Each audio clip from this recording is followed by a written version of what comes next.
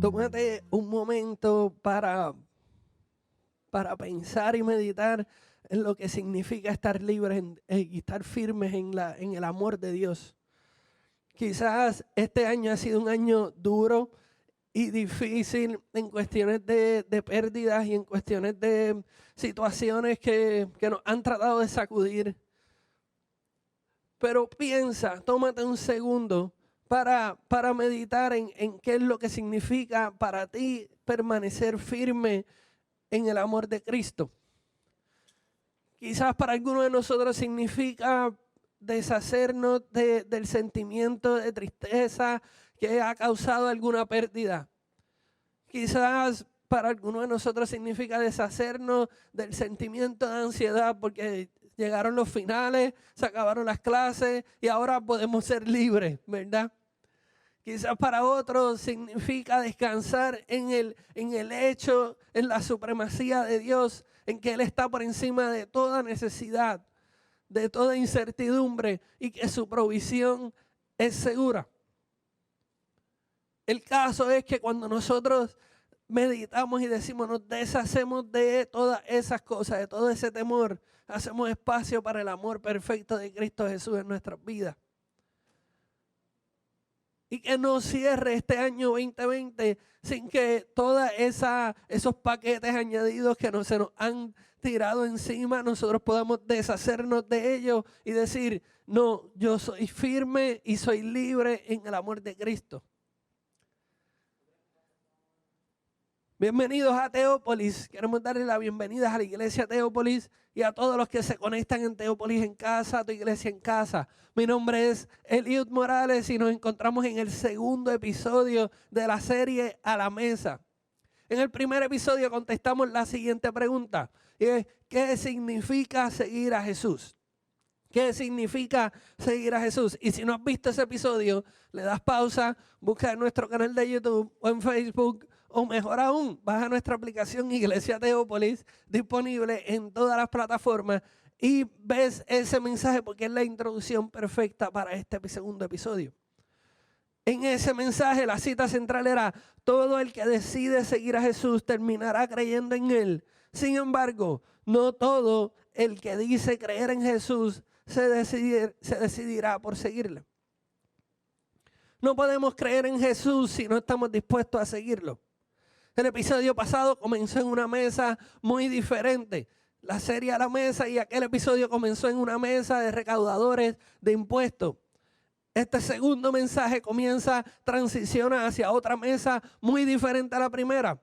Y era la mesa en casa de Mateo. Y en este episodio contestaremos la siguiente pregunta. ¿Qué significa compartir el evangelio a la mesa? Y ahí está el tema central de este mensaje. ¿Qué significa compartir el evangelio a la mesa? Voy a leer el pasaje completo, luego oraremos y comenzaremos a profundizar en el mensaje. El pasaje central de este mensaje se encuentra en Mateo 9, versos del 10 al 13. Escríbelo en los comentarios y se dé bendición para el hermanito o la hermanita que está perdida. Y dice, ¿cuál es el verso? ¿Verdad? ¿Cuál es el pasaje? Mateo 9, verso del 10 al 13, que lee de la siguiente manera. Más tarde, Mateo invitó a Jesús y a sus discípulos a una cena en su casa, junto con muchos cobradores de impuestos y otros pecadores de mala fama. Cuando los fariseos vieron esto, preguntaron a los discípulos, ¿por qué su maestro come con semejante escoria? Cuando Jesús los oyó, les dijo, la gente sana no necesita médico, los enfermos sí. Luego añadió, ahora vayan y aprendan el significado de la siguiente escritura. Quiero que tengan compasión y no que ofrezcan sacrificio.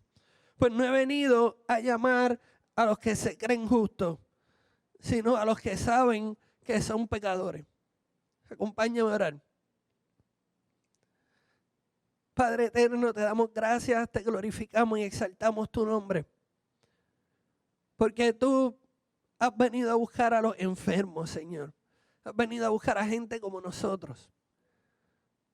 Permítanos, Señor, a través de este mensaje poder entender profundamente, poder tener una convicción profunda de lo que significa compartir el evangelio a la mesa y que lo pongamos en práctica desde ya.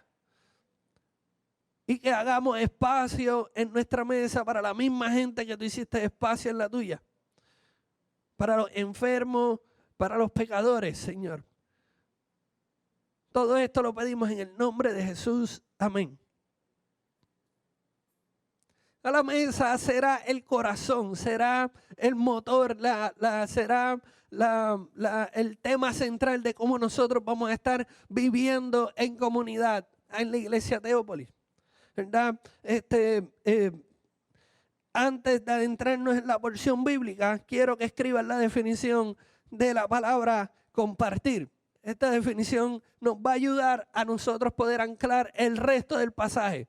Si llegamos a entender lo que significa compartir, entonces tendremos el primer paso hacia compartir el evangelio a la mesa. La definición de compartir me encanta, es el disfrute en común de un determinado recurso o espacio. El disfrute en común de un determinado recurso o espacio. Así que cuando hablamos de compartir el evangelio, nos referimos al disfrute en común del evangelio. Así como compartimos una cena, compartimos el evangelio. Ambos disfrutamos y ambos nos alimentamos. Antes de adentrarnos mucho más en el mensaje, quisiera explicarte qué era lo que estaba pasando el contexto de lo que estaba pasando en esos versos, ¿verdad? Del 10 al 13. Jesús había terminado de ir donde Mateo, se encontró con Mateo a la mesa, en la mesa de cobradores de impuestos, y le dijo, sígueme. Y Mateo soltó todo lo que estaba en aquella mesa, dejó toda su vida, dejó todo lo que era seguro, dejó todo lo que para él era conocido hasta ese momento y siguió a Jesús. Y Mateo transicionó desde la mesa de cobradores de impuestos hasta la mesa en una cena en su casa. Porque Jesús entonces buscó que Mateo invitara a todos sus amigos pecadores y cobradores de impuestos y se sentó junto a ellos a la mesa. Así que la transición de un episodio a otro, la transición del verso 9 al 10 comienza en una mesa, termina en otra mesa. Porque Jesús estaba llevando a sus discípulos, específicamente a Mateo, de mesa en mesa. Será porque compartir a la mesa debe ser algo importante y crucial en la manera en la que nosotros compartimos el evangelio. Yo creo que sí.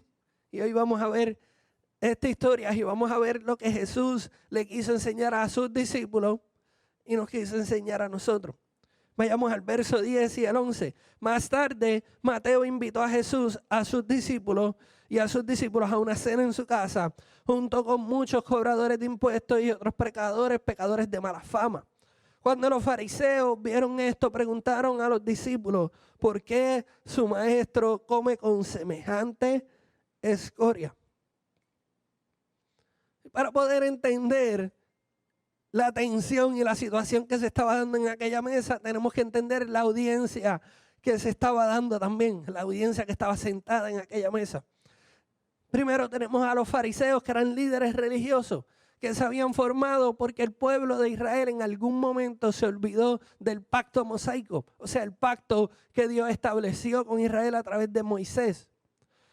Y como el pueblo se había alejado de eso y estaba empezando a infiltrarse culturas paganas, los fariseos se establecieron e hicieron que el pueblo de Israel, ellos se encargaron. Su misión era mantener la cultura y mantener toda la tradición del pacto mosaico. Pero los fariseos, si pudieran tener un una frase que describiera a los fariseos. Eran gente que valoraba más su postura teológica que la misericordia. Los fariseos eran gente que valoraban más su postura teológica que la misericordia.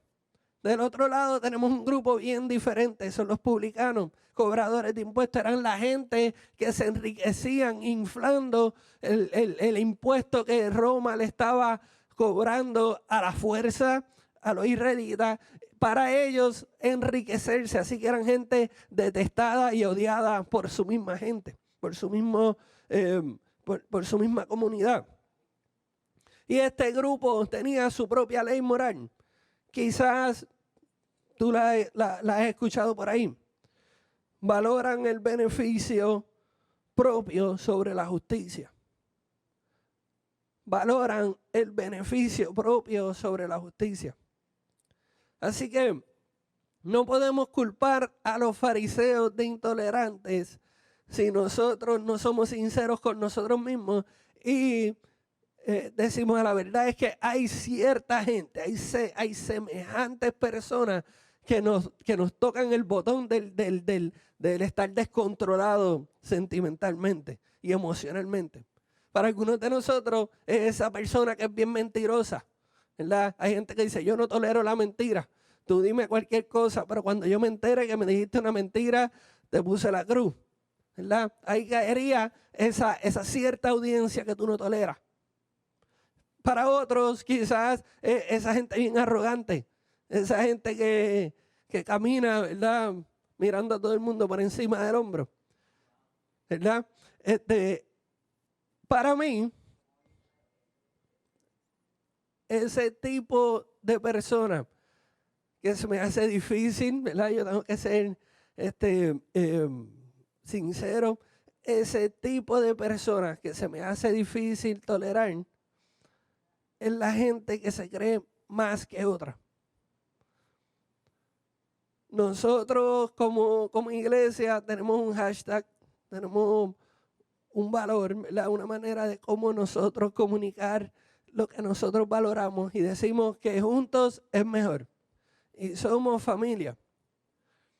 Así que como yo verdaderamente creo eso y estoy profundamente convencido de eso, cualquier persona que se crea mejor que otro, ya sea porque tiene mejor talento, se viste mejor, tiene mejor posición económica, tiene mejores estudios, tiene más experiencia, ¿verdad? Name it. Tú póngalo escrito. Cualquier persona que se crea mejor que otra, a mí se me hace difícil tragar esa píldora. Así que todos, si somos sinceros, todos nosotros tenemos esa persona que hace que nuestra emoción se vaya de 0 a 100, ¿verdad? Para los fariseos, obviamente, eran los publicanos. Así que tenían los fariseos que valoraban más su teología por encima de la misericordia. Tenías a los publicanos que valoraban más su beneficio propio por encima de lo que es justo. Y tenías en el medio a Jesús y a sus discípulos, que simplemente ellos llegaron allí por invitación. Si yo fuese a describir cómo Mateo y cómo los amigos de Mateo preguntaran si le pusieran un micrófono, ¿verdad? Y le dijeran, ¿por qué ustedes están aquí? Pues uno dijera, pues yo no sé, yo aquí vine a chillar goma solamente, ¿verdad? Utilizando la memeología boricua. Así que los publicanos, los fariseos, los seguidores de Jesús y la fe de Mateo transiciona de seguir a Jesús luego de estar sentado a la mesa de cobradores a seguir a Jesús a una mesa, y no cualquier mesa, una mesa bien incómoda. Todos nosotros hemos tenido ese tipo de mesa también, ¿verdad? ¿Cuántos hemos estado en alguna cena, ¿verdad? Que en algún momento pasó algo difícil y la mesa se puso incómoda y tú no sabes si comerte la comida con gusto, ¿verdad? Quizás para aquellos que tienen pareja, yo me siento a comer y mi esposa me dice, Sammy, cerraste la puerta del garaje antes de salir. Y yo sé que se me olvidó, eso dañó la cena, ¿verdad? Porque ella no va a poder concentrarse para comer, sabiendo que la puerta del garaje de mi casa está abierta. Yo sé que hay algunos de nosotros que nos identificamos con eso. Pero en este caso la tensión era mucho más allá de simples opiniones, de simples diferencias de valores. Era una tensión terrenal y una tensión entre el mundo terrenal y el mundo eterno. Y esa tensión nunca va a desaparecer. Siempre habrán temas y opiniones que estarán en conflicto. Pero Jesús no se encontraba en aquella mesa por casualidad. Pienso que había un motivo por el cual Jesús estaba llevando a Mateo a experimentar ese tipo de tensión. Y es que creo que Jesús estaba interesado en que sus discípulos aprendieran a compartir el evangelio a la mesa. Yo aprendí a compartir el evangelio evangelizando a la gente, diciéndole, este es el evangelio que tú necesitas para salvarte. Sin embargo, la versión de Jesús de compartir el evangelio es, mira qué bueno está esto, pruébalo. Dos cosas totalmente diferentes. Así que a continuación compartiremos las herramientas que Jesús enseña en ese intercambio de palabras, ¿verdad? En esas discusiones un poco incómodas, ¿verdad? En esos temas incómodos en el que Jesús metía a sus discípulos. Cualquier parecido con la realidad es pura coincidencia. Y hay dos herramientas que Jesús comparte para poder vivir compartiendo el evangelio a la mesa. La herramienta número 1, y quiero que lo anotes en los comentarios, la herramienta número 1 es lo que nos une. Herramienta número 1, lo que nos une. Vayamos al verso número 12. Cuando Jesús los oyó, les dijo, la gente sana no necesita médicos, los enfermos sí.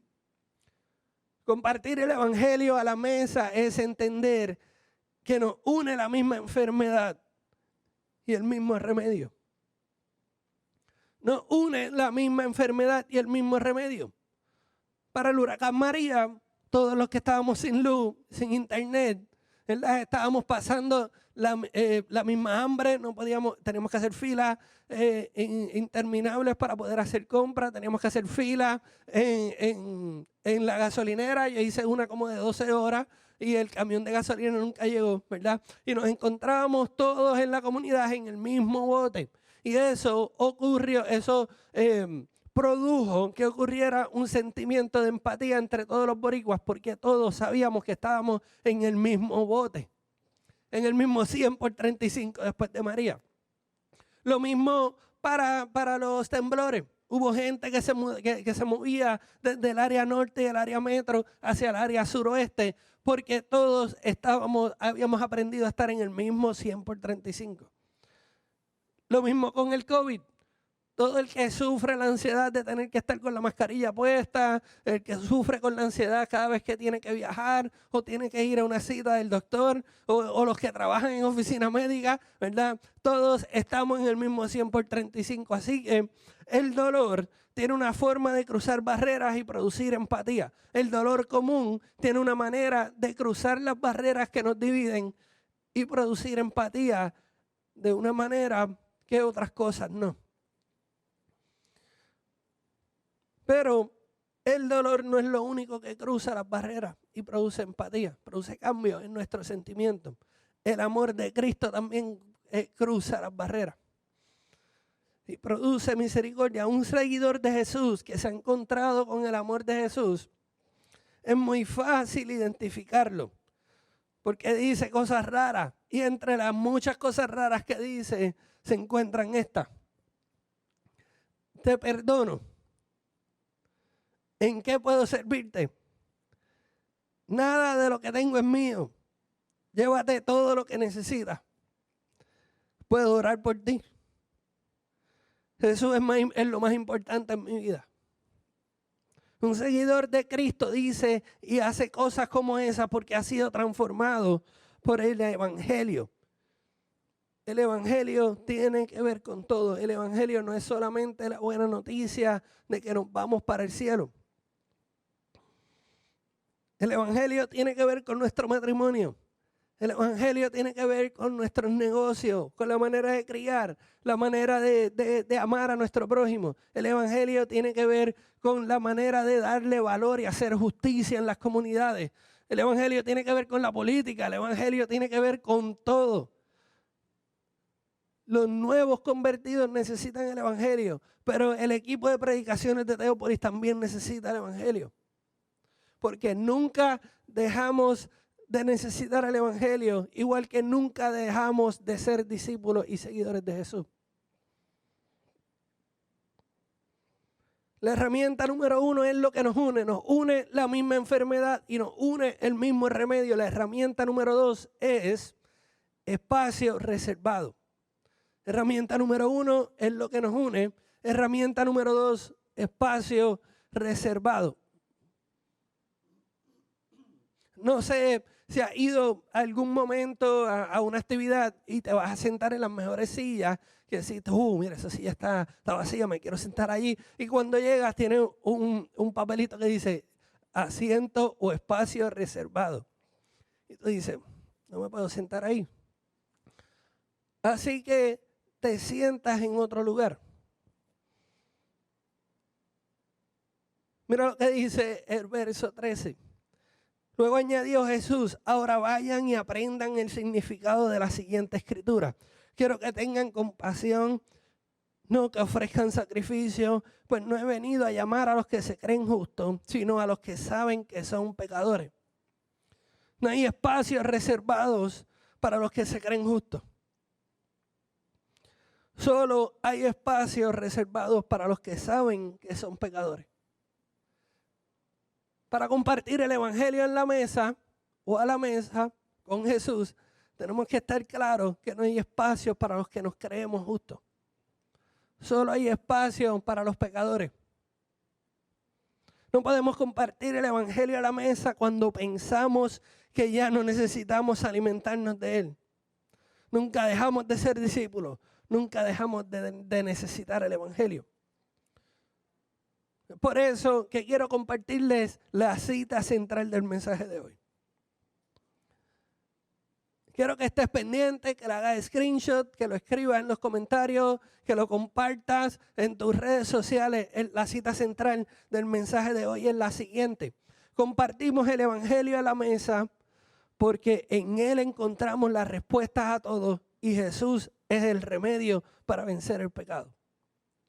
Compartimos el evangelio a la mesa porque en él encontramos la respuesta a todo y en Jesús el remedio para vencer el pecado. ¿Cómo sabemos que los discípulos aprendieron a compartir el evangelio a la mesa? Vayamos entonces a Hechos 2, 42 y después brincamos al 46 y el 47. Antes de leerlo, quiero explicarle por qué brincamos ahí. Es porque esta narración, esta descripción de la iglesia, de los creyentes, viene después de que Jesús murió, resucitó y ascendió al cielo. Y viene después de que ellos recibieran el Espíritu Santo. Viene después de que Pedro hiciera una predicación brutal y se convirtieron más de 3,000 personas.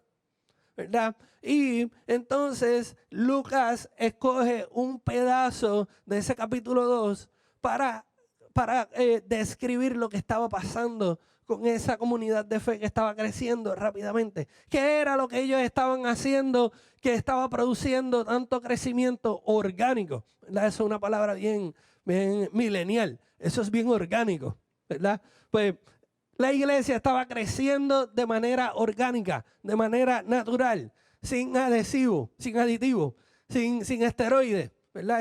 Estaba creciendo. ¿Y cuál era la alimentación? ¿Cuál era la manera en la que ellos utilizaban para compartir el evangelio? Vayamos entonces al verso 42. Todos los creyentes se dedicaban a las enseñanzas de los apóstoles, a la comunión fraternal, a participar juntos en las comidas, entre ellas la cena del Señor y a la oración. Ellos literalmente estaban a la mesa, uno con otros. Ellos no solamente iban y se reunían en un templo, ellos pasaban tiempo unos con otros. Vayamos al verso 46 y 47. Adoraban juntos en el templo cada día. Se reunían en las casas para la cena del Señor y compartían sus comidas con gran gozo y generosidad. Y todo el tiempo alababan a Dios y disfrutando de la buena voluntad de toda la gente. Y mira lo que pasaba. Cada día el Señor agregaba a esa comunidad cristiana los que iban a ser salvos. Yo que pensaba que la estrategia de evangelismo era ir y alcanzar la gente que va a ser salva. Pero seamos honestos, Jesús es el único que puede salvar a alguien. Si nosotros nos dedicamos a compartir el evangelio a la mesa, unos con otros, le damos espacio para que Jesús, para que el Señor salve a la gente y los añada a nuestra comunidad de fe. Esa es una manera revolucionaria mía de ver, ¿verdad? Para mí, no es mía, porque obviamente hace miles de años atrás ya lo estaban haciendo. Pero es una manera revolucionaria para mí de cómo ver la iglesia, porque para mí la iglesia era, haz una actividad brutal y abre las puertas para que ellos lleguen.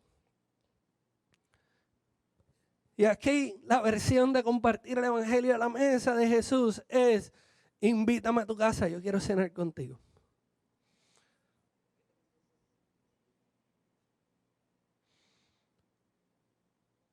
Tenemos en este mensaje específicamente la oportunidad de llevar este mensaje a la acción. Cuando dije al principio que a la mesa será parte integral de la manera en la que compartimos el evangelio como comunidad de fe, es porque creo que debemos parecernos a la iglesia en el libro de los Hechos en este aspecto. El COVID ha tenido un impacto mundial. Hay algunos de nosotros que hemos perdido seres queridos y otros hemos perdido el sueño, la tranquilidad y de seguro todos hemos perdido la manera antigua de hacer las cosas. Así que hemos creado un link en el que vas a hacer clic, que va a aparecer en los comentarios en la descripción de este video para que te registres a uno de nuestros family groups. Porque comenzando el año que viene, esa es la manera en la que queremos vivir, compartiendo el evangelio a la mesa. Y en este mensaje tienes la oportunidad de llevar a la acción eso que estás escuchando. Eso que Dios está haciendo en tu corazón, vas a tener la acción, vas a poder llevarlo a la acción. Y para terminar, quisiera que pensaras y que le pidieras al Espíritu Santo que te muestre quién es la gente que debe ser parte de tu family group, para que puedas invitar personalmente a esa gente. Y que le permitas al Espíritu Santo abrir las puertas de tu casa si eres tú la persona que tienes que ser anfitrión de uno de esos family groups. Esos family groups se van a poder dar presencial, pero también se van a poder dar vía Zoom. Así que no hay excusa para no pertenecer a uno de esos family groups. Así que toma este tiempo mientras oramos para que Dios a través de su Espíritu Santo te revele y te diga cómo es que vas a compartir el evangelio a la mesa. Quizás esa es la diferencia entre tu ser querido que se encuentra lejos de Dios o un ser querido que sigue siendo añadido a una comunidad de fe para que sea salvo. Oremos. Padre, te damos gracias por la simpleza de tu palabra. Te damos gracias porque tú eres bueno, para siempre es tu misericordia. Te damos gracias porque has hecho espacio, has preparado silla, has reservado silla para cada uno de nosotros en la mesa tuya, Señor. Y que este ensayo que nosotros hacemos en nuestras casas, abriendo las puertas para que la gente comparte el evangelio con nosotros a la mesa, es solamente un ensayo de lo que estaremos haciendo para siempre en la eternidad junto a ti, Señor. en aquella celebración eterna que tú tienes preparada para cada uno de nosotros, Señor. Permite, Señor, que nosotros podamos tener la guianza del Espíritu Santo para poder invitar a gente a compartir el Evangelio en nuestra casa, y que también el Espíritu Santo nos dé el valor para aquellos que lo necesitamos, para que seamos anfitriones de family groups y podamos alcanzar a nuestra gente que se encuentra lejos de ti, Señor. Te pido, Señor, que tú muestres tu poder, que tú muestres tu supremacía, aún en medio del dolor, aún en medio de toda la incertidumbre y aún en medio de nuestros miedos, para que tu amor, que vence todo temor, nos haga sentir firmes en ti y que podamos compartir de ese amor, compartiendo el Evangelio a la mesa. Gracias, Señor. Todo esto lo pedimos en el nombre de Jesús. Amén.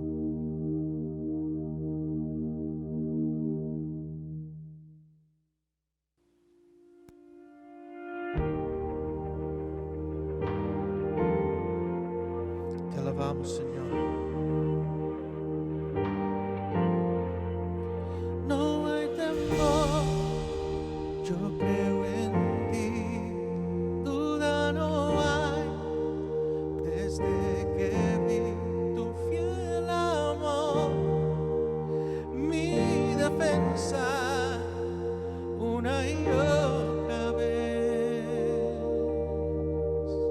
Tengo esperanza solo en ti, mi fortaleza está en ti, tu fiel amor, mi defensa una y otra vez.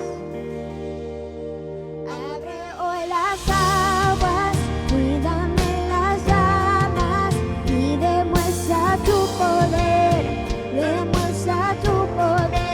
Calla al enemigo que vive al peligro y demuestra tu poder, demuestra tu poder. Creo en ti, Señor, yo creo en ti, Señor. Vierte tu amor dentro de mí, tu gran poder demuestra aquí.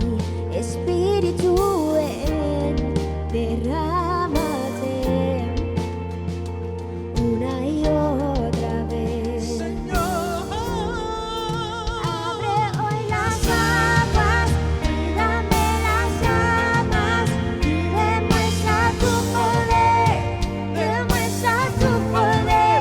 Calla al enemigo que vive al peligro y demuestra tu poder, demuestra tu poder.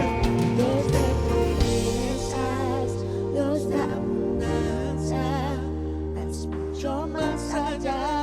Señor, no fallarás, tu nombre es sin igual, nada te detendrá, todo es posible en ti. Dios de promesas, Dios de abundancia, es mucho más allá.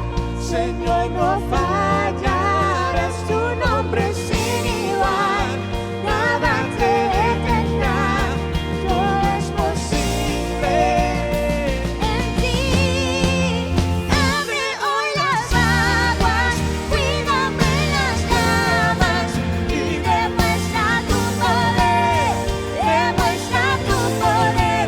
Gana al enemigo que vive al peligro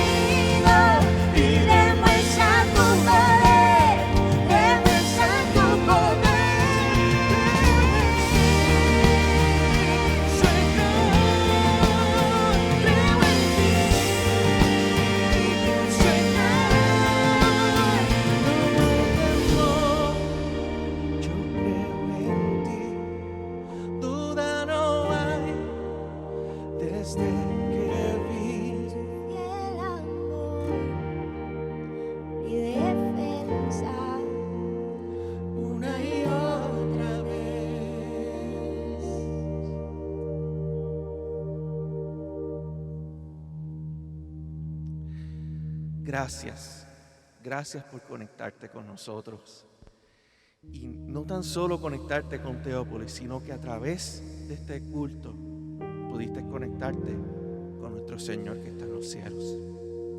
Te tuvo un mensaje bien especial, donde queremos hacer una familia, donde nos queremos unir. Como nos dijo nuestro pastor, tenemos que ministrar juntos en el amor. Y ese es el mensaje que queremos que ustedes se lleven. Ahora que estamos pronto todavía, pero pronto por terminar este año 2020, queremos que todos esos hogares entiendan que donde sea que tú estás, hay una familia en Cristo que te ama y que te apoya.